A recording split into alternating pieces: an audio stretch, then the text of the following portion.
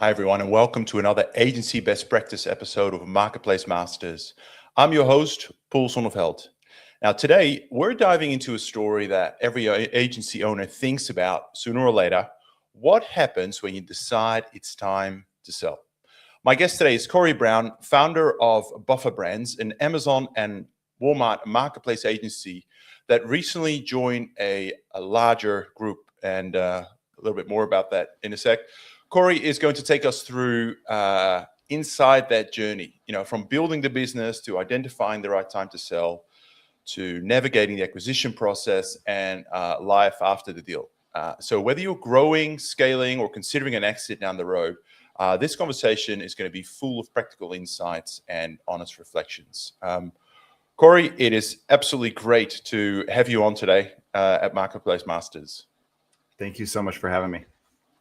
It's I need to probably lower my seat a little bit and level up our heads. Here we go. Maybe I go up a little bit too. There we bobbing go. Heads. Awesome. All right, here we go. So before we sort of get into the whole process of selling your business and all that, maybe just let's take a step back, right? Take us back to the beginning, right? What motivated you to start buffaBRAND? What was your original vision?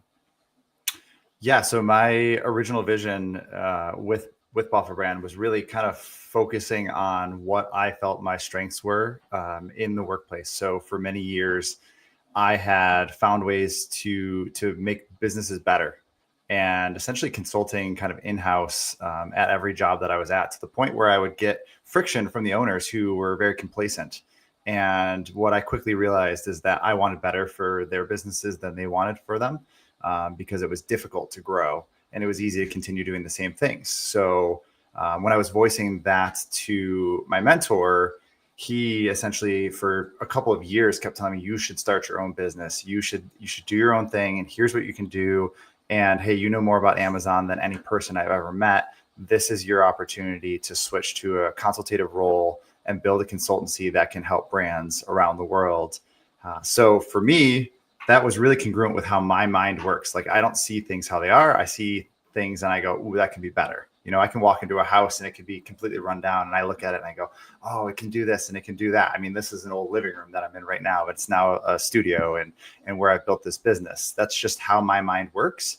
So with a little push from my mentor and a little push from COVID, quite honestly, I was able to take that step and jump into starting buffaBRAND. And from there, it's just been a little bit of controlled chaos. So I wanted to ask,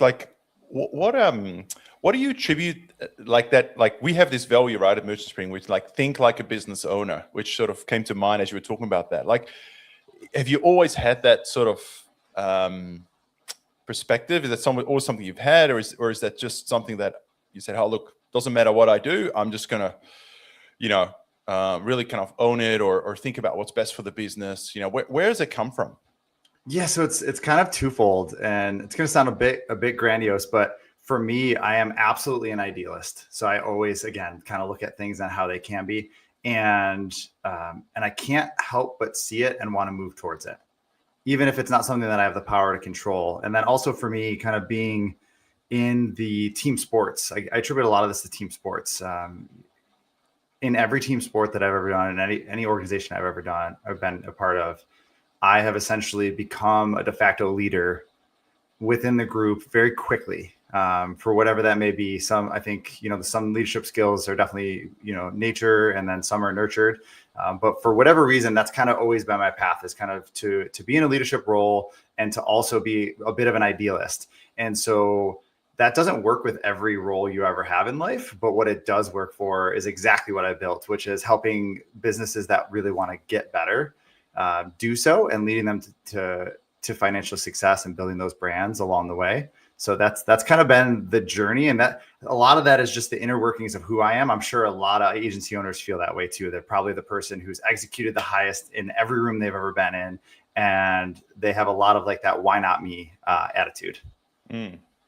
So take us back to, I think you mentioned sort of COVID days. I don't think any of us want to go too close back to COVID days, but that was a catalyst. That was one of the catalysts you mentioned before, right? So you started out. I mean, what did that journey look like up until the selling point? Tell us a little bit more about how you started and how buffaBRANDs evolved during that time. Yeah, so at the time that COVID was hitting, I was considering doing just this, and then we had an RTO policy at my previous role that I felt was not safe for my family.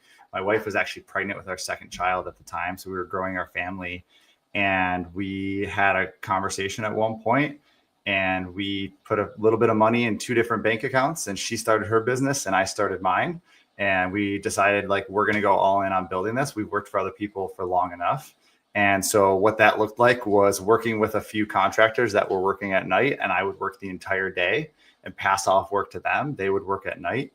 And we had basically a 1-year plan of say yes to everything, grow and build this to where I could hire both of them on full time, and then see where we could take it from there.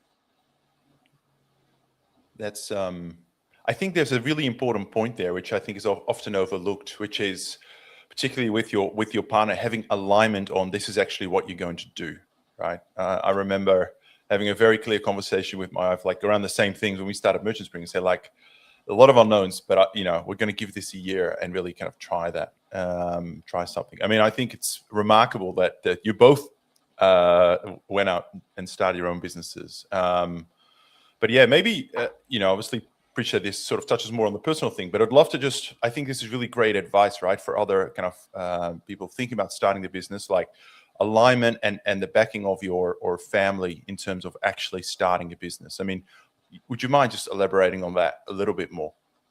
On having the backing from the family side? Yeah. So for us, it was hard to come to that decision. It was hard to find that we had kicked it around for a long time. Neither of us had many family members who had graduated from college, let alone owned a business. We didn't have mentors to turn to. I fortunately was able to have a mentor that took interest over the previous couple of years and had encouraged essentially both of these businesses to start. And so for my wife and I, there was a lot of worrying about risk. I am not a big risk taker, or at least I wasn't at the time. And for us, I think that COVID was scary enough that it allowed us to, for a moment, put some other things that were riskier at the forefront and say, actually, this is the least risky thing that we're doing right now with all the unknowns that we had going on at that time. So for us to be able to sit down and say, hey, we're going to build this, and essentially we're going to take two swings. You're going to build something, I'm going to build something, and we're going to support each other the best that we possibly can. And hopefully one of these two things takes off. We always knew mine was a little bit riskier. Hers was a little more steady. And that's exactly kind of what unfolded. And, we got to the point where, now we employ, I think, 15 or 16 people, which is an incredible feat over the course of 6 years for two businesses that were self-funded, right? I mean, that's the other part of it, is like, there was no investment into this. It was literally just us building from day one, having to be profitable. Yeah, no, that's absolutely fantastic. And having gone through this journey myself, I know it's, it sounds easy and obvious and rearview mirror stuff, but there's enormous amount of kind of a couple of things have got to go the right way, and a lot of energy and effort as well. So 6 years ago, if you think about that journey, right? Like, at what point did you actually start thinking about selling? I mean, is it something that you're like, from day one, I'm having an exit in mind, or is it like, hey, I woke up on January the 3rd, last year, and there was a light bulb moment? Like, at what point did these things around, hey, maybe I should think about selling my business, when did they start to crystallize for you? Yeah, so this is an area where I can say I distinctly did not have plans on selling my business. This was something that I had planned to grow, sustain over the course of years, and see kind of where things went. There was no, hey, we're going to run this for 3 years or 5 years or get to this certain number, and then we're going to look for an acquisition type of thing. For me, it was very much working and getting it to a point where I felt it was successful enough, which was, getting well into six figures, moving towards that $500,000 mark. And there wasn't an exact figure, but for me, I think that was always part of the thinking, was like, let's get to $500,000, heading towards $1 million for the agency. And then maybe there'll be interest. But what happened was I actually started going to events. So I had very much stayed head down in Buffalo and like just continue to work and build things from here. And then finally I said, I need to go to some events. And so I went to a couple of industry events, and what happened was that's where the light bulb moment. I was at a number of dinners, a number of nights out with different people, and I realized how many brilliant people were in the rooms that I was in, and how it would be irresponsible of me to continue to work in the fashion that I was building without considering the idea that perhaps some of these people could help me drive my vision forward in a faster way than I possibly could, whether that be through investment of time, energy, actual just capital, mentorship, or just synergizing multiple businesses together. And so once I had some of those conversations and met some interesting people, I would say yourself included, and many others, I was actually inspired. I came home and immediately within a week reached out to an M&A firm and was saying basically like, hey, I think I'm in the 6-month run up to potentially putting my business on the market, and here's why. And so it kind of led me straight into that moment. And honestly, from that point, I had a couple conversations, and we actually ended up tabling it for like 3 or 4 months because I wasn't quite mentally ready to jump into what it actually meant to go through an acquisition. Although the idea was firmly implanted in my head, I just wasn't mentally prepared to kind of let go or move into that phase quite yet. Can I just touch on like your motivation a little bit more? Because I think a lot of times the motivation is, hey, I'm getting tired and weary. I want to take money off the table. I want to have a better lifestyle. But you mentioned something else there. You're like, I feel like, with external help, I could grow this better, faster. Can you expand on that a little bit more around, your motivation for selling and really attracting external resources to do that? Because I don't hear that very often. A lot of times exit is really what it says on the label, right? I want to get out of there, ideally with a suitcase. Right. With money in it. So talk to me a little bit more about that. Right. And I am also still in the business, which I'm sure we'll get to, but that was also a piece of it. So from my side of things, working through it from the personal standpoint, I think this is where living and building a company in a smaller city maybe has impacted me more than I'd like to admit. So being from Buffalo and building this in Buffalo, there's not a huge vibrant e-commerce community. I'm starting to build one now.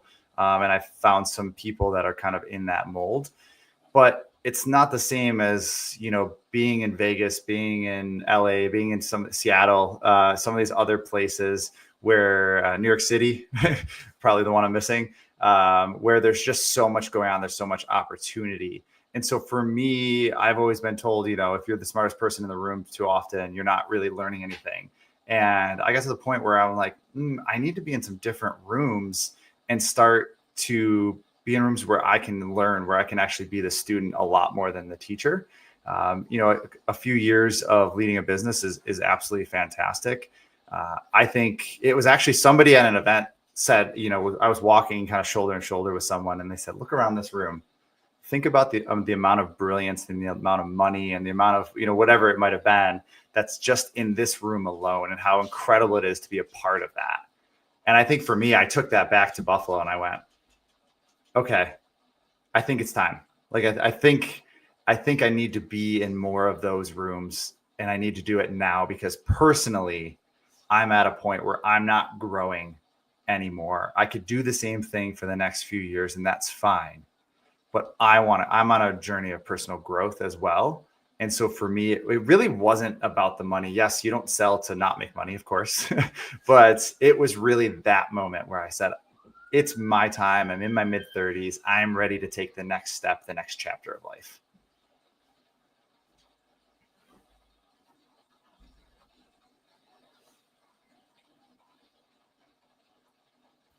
Sorry, I need to turn myself off mute. I was just saying, thanks for sharing that. I think I've heard it before, but it's not very usual, not very common. And it's actually really refreshing to hear that. It does require, I guess, a degree of maturity. And I think once you've been running your business, a lot of times entrepreneurs think they know everything, right? So to actually say, I'm starting to hit some limits here.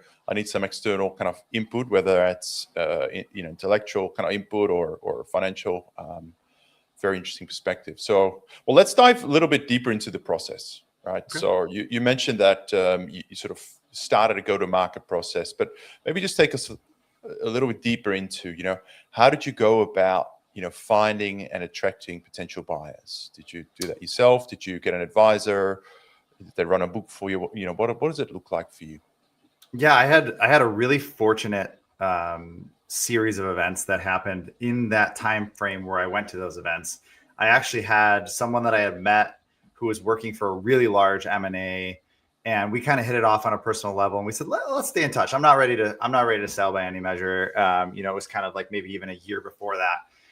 And she reached back out to me and said, hey, I actually formed my own company, and it's going to be smaller. It's going to be more intimate. Like we're building something special here, and I would love to work with you.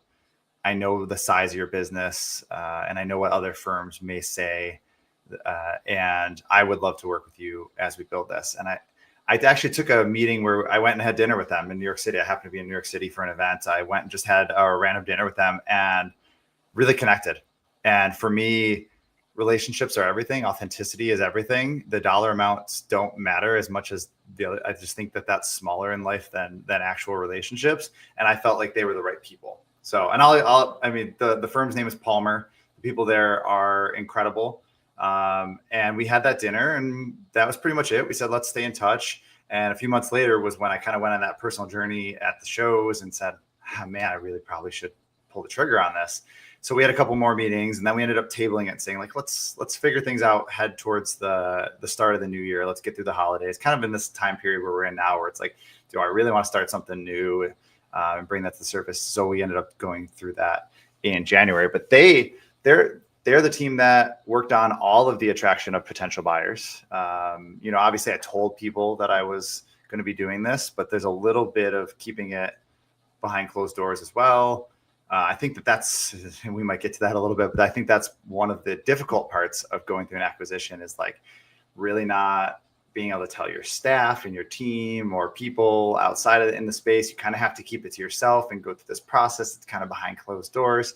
But Palmer was great with all of it. They held my hand through all of it. They were the one who found all of our potential buyers, set up all of the meetings, did all the documentation from start to finish to the day we closed.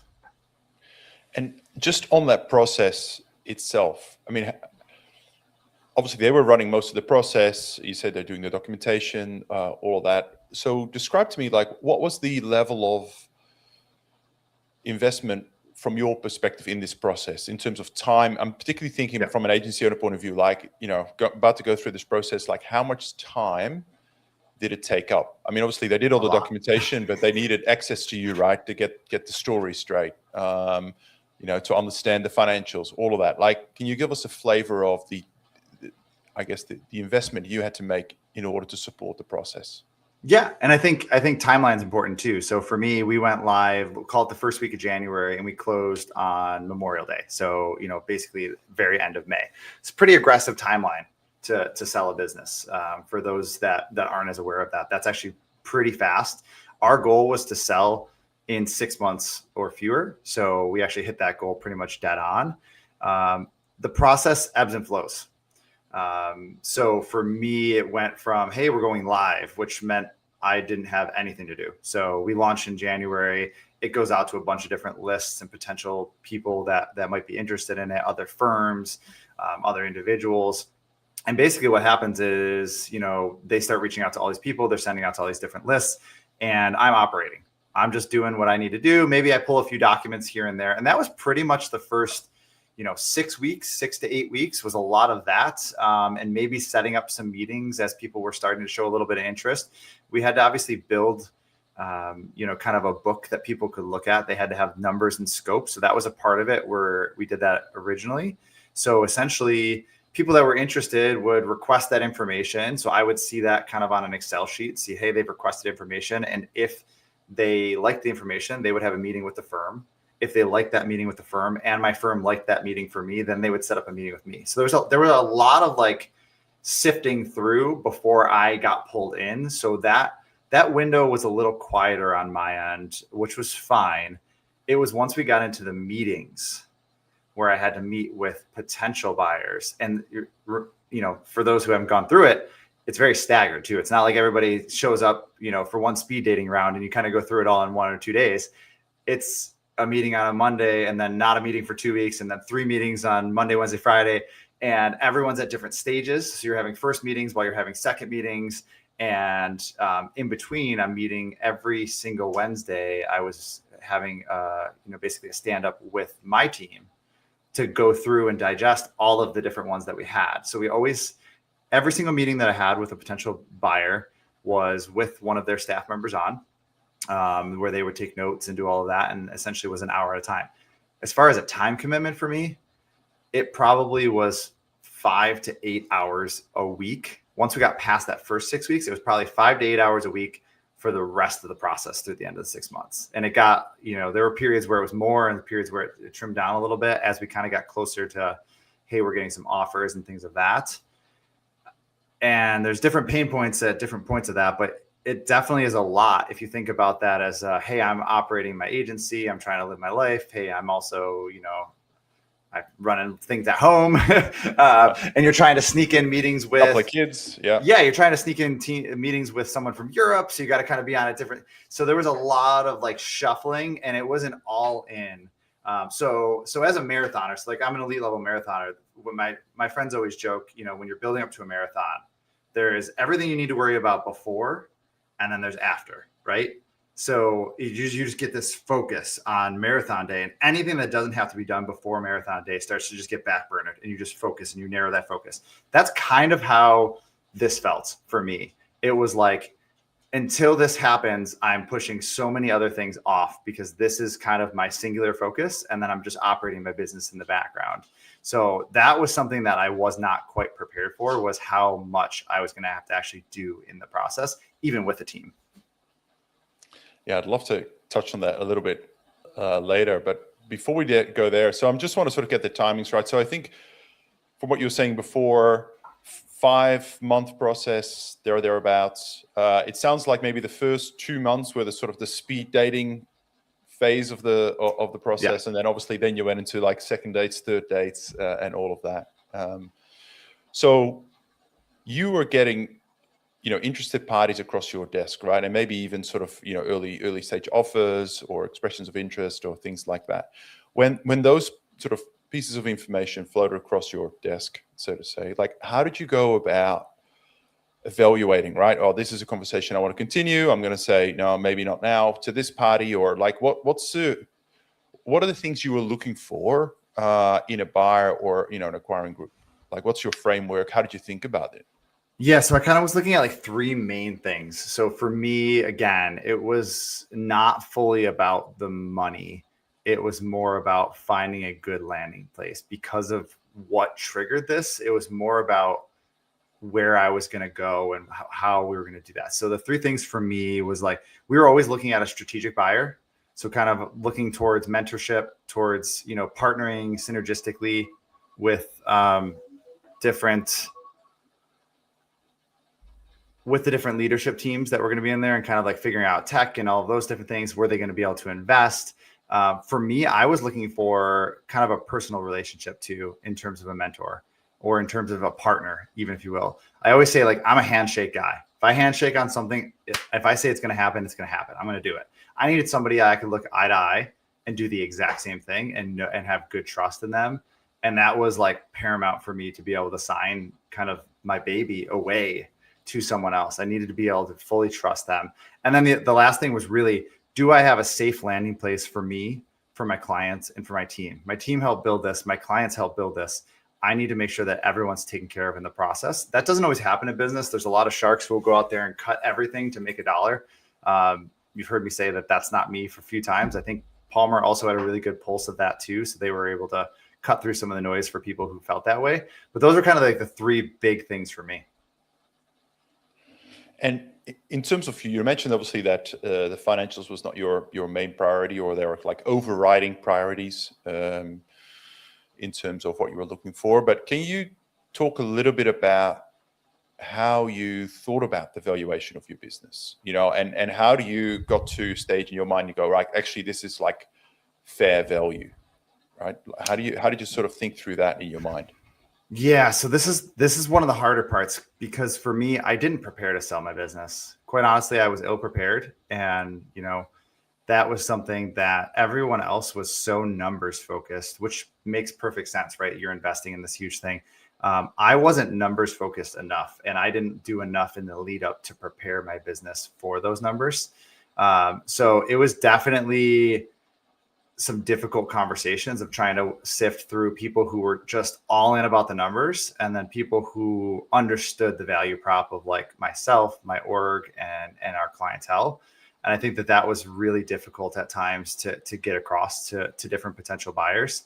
And honestly, to kind of take it one step further, that was something I was really surprised about for a lot of buyers, or potential buyers, was just like how they were, even on the first call, trying to devalue what I had built, which I think is a really interesting take when you're trying to bring someone on and build. It's just like, hey, your business is okay. Here's all these flaws. They're almost trying to like get how much they were going to pay for it down before we had even established a relationship. And so obviously all of those people I immediately cut from my list. And some of them to this day, like there's been some relationships that I think were slightly frayed because of that, because I just didn't have an interest in that at all. So that was definitely an interesting thing that I kind of ran across as well. Yeah, it's the trying to lowball. It's almost like the first meeting is the start of the negotiation, right? As opposed to actually let's try to work out whether there could be a strategic partnership here. To your point, it's not just a financial transaction, right? You're looking for so much more than just like, oh, there's a multiple, let's agree on the multiple. Here's the money, like here's your 2-year exit. It sounds like you're looking Yeah. way, way more than that. So Yeah. I And guess I think sorry, go ahead. for me, just to add on to the kind of how do I actually value it? For me, I was looking for a decent amount upfront with an earnout. I wanted simplistic. I didn't want it to be complicated. I wanted to be very clear. This is what you're getting. This is what you get if you do X, Y, and Z over the next year or 2 years, right? That's what I was looking for. And so often I would express that. And the number was movable, right? The number was movable based on some of the parameters of like, what does that earnout look like? What are the parameters for that earnout? What metrics do I have to hit? And I had a number of offers that came in that were very much right on par with what I thought we would get. Maybe the numbers were even like lower or higher, but the structure was important to me to have it be simple.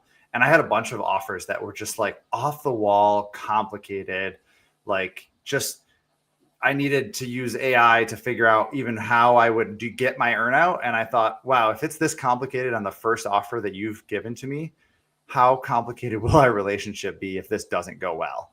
And so for me, that was like, whoa, red flag, not going to do that. Can't even consider going that direction, because if this is how you put together a term sheet, we aren't going to work as partners. So how did you end up kind of structuring the deal and the transition so that you could, have that right balance between trust? Obviously the acquiring party does want something because there's risk in buying a business that you don't know very little about. Your involvement in terms of post-acquisition. Obviously we're not, obviously appreciate you won't be able to share like the specifics, but some of the principles behind the deal that you ended up signing and felt comfortable with. Yeah. I mean, very, very simple. There was a number up front. A portion of that number that we agreed upon got kicked to being an earnout at the end of year one. And there's a very clear one metric that's based off of, and all the qualifiers are right in there. So it's very, very simple. And basically the rest of it was my employment agreement and just figuring out like how much what that looks like, what my role is going to be, how is that going to shift as we hire more people and add more services, and what the goal is of that. And that's about it, quite honestly, because we worked very quickly to get through this deal for various reasons. And we both wanted it to be very simplistic. We're both handshake humans. And that's how we went about it. We tried to keep it as simple as possible. And I mean, I know brands that have gone through diligence that takes months and months and months. We did our diligence in a couple of weeks. It was very much a lot of trust built very quickly. That's fantastic to hear. Actually, you don't hear those stories, and you're at least 6 months on from that now. So, I guess I'm conscious of time, and I know your kids are about to come back from school, so I do want to wrap up here. But to my point earlier, like you're sort of 6 months past the deal closure, right? Yeah. Looking back, any things, not so much regrets, but any things you would do differently, or you think about if you do this again in the future? Any advice you'd have for other agency owners, learnings from this process? Absolutely. If I didn't learn anything, I'd be a fool, right? So first and foremost, the biggest thing kind of goes back to the numbers. So anything that I build in the future, anything that you're building out there, you should be thinking this is going to end at some point, right? That this business is going to end in some fashion. Either someone's going to buy it, you're going to stop running it, whatever that might look like. You should have a plan for that. And that could be as simple as just working through and making sure that you have profitability and kind of knowing what your runway is. Because for me, I didn't do that.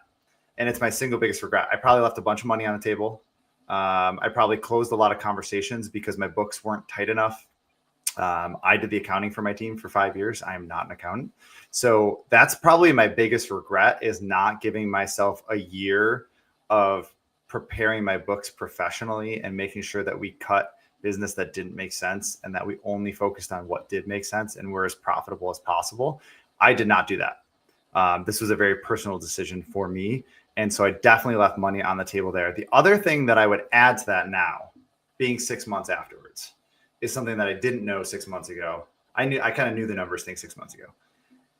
Right now, the thing that I would say is also, if you're being acquired, if you can work into that process, getting a plan for what the first year or more looks like and getting that into the contract so that you have the ability to say, hey, we have a plan of this much investment. We have a plan for these types of roles. Anything that is absolutely paramount to your success personally and for the business, working through what that is and trying to get that contractually in there to whatever degree you can with your leadership team so that you guys are all in very much alignment of where things are headed.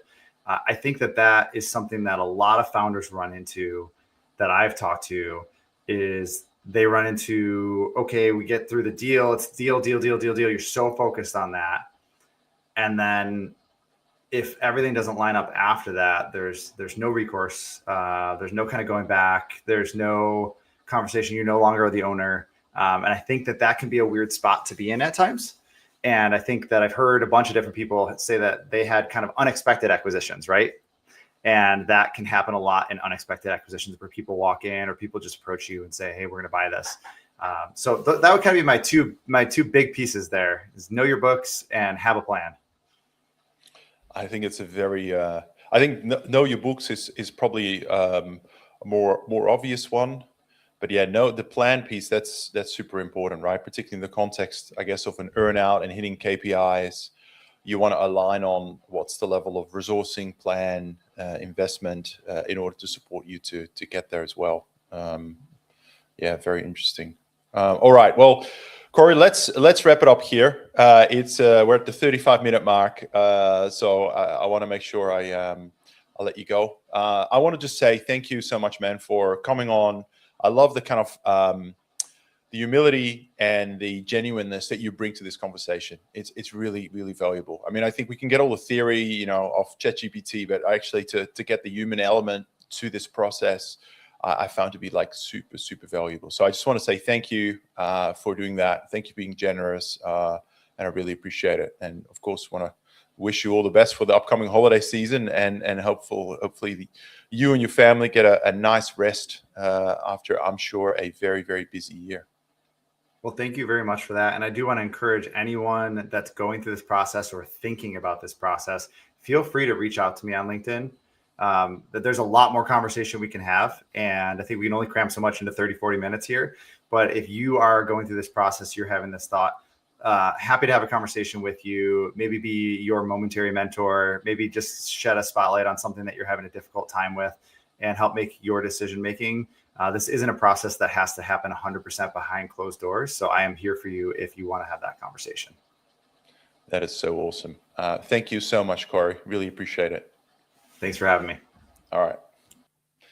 All right, everyone. That was our last episode of Marketplace Masters for the year. Don't worry, we'll be back first week of January and look forward to meeting you all again. In the meantime, feel free to check out our website. We've got an entire resources section where you can find all of these recordings, blog articles from our guest speakers, and much, much more. But until then, best wishes for the holiday season and see you in 2026. Take care, everyone.